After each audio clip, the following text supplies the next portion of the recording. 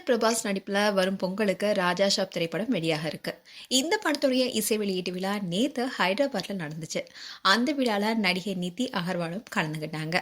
அவங்க நிகழ்ச்சி முடிந்து வெளியே வந்தப்போ ஃபேன்ஸ் எல்லாரும் அவங்கள சூழ்ந்ததோட அவங்க கிட்ட ரொம்பவே தவறா நடந்திருக்காங்க. அந்த விஷயம் தான் இப்ப சோஷியல் மீடியால பதற வச்சிருக்கு.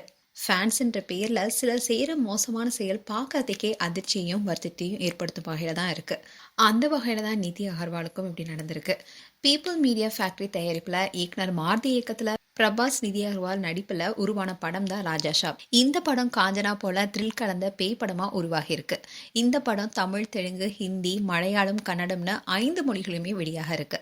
இந்த திரைப்படம் பொங்கல் பண்டிகையை முன்னிட்டு ஜனவரி 9ஆம் தேதி வெளியாக இருக்கு.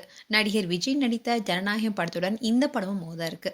இந்நிலையில் தான் நேத்து தி ராஜா ஷாப் திரைப்படத்துடைய முதல் பாடல் வெளியீட்டு விழா ஹைதராபாத்ல தனியார் மால நடந்துச்சு. இந்த விழால நடிகை நிதி அகர்வாலும் கலந்துக்கிட்டாங்க. நிகழ்ச்சி நடந்துட்டு இருக்கும்போது அரங்கத்துல அதிகமான கூட்டம் கூடியதுனால சலசலப்பு ஏற்பட்டுச்சு. இதை தொடர்ந்து தான் நிகழ்ச்சி முடிந்து நிதி அகர்வால் தன்னுடைய காரை நோக்கி வரும்போது கட்டுக்கடங்காத ரசிகர்கள் கூட்டம் நிதி அகர்வாலை சூழ்ந்துட்டு அவங்கள வெளியே விடாம அநாகரிகமா தொட்டு அவங்கள துன்புறுத்திருக்காங்க.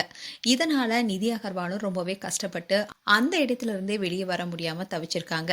அப்போ சில பாதுகாவலர்கள் உடனடியா வந்து கூட்டத்துல இருந்து ரசிகர்களை நீக்கி அவங்கள கார்ல ஏத்தினாங்க.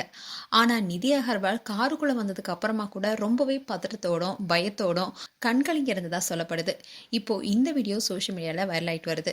அதோட இந்த சம்பவத்தை பலருமே கண்டிச்சிட்டு வராங்க. மேலும் உங்களுடைய கருத்துக்களை கமெண்ட் செக்ஷன் சொல்லுங்க. இது போன்ற வீடியோஸை பார்க்க நியூஸ் தமிழ் கிட்ஸ் சேனலை சப்ஸ்கிரைப் பண்ணுங்க. மறக்காம நோட்டிபிகேஷன் பட்டனை கிளிக் பண்ணுங்க.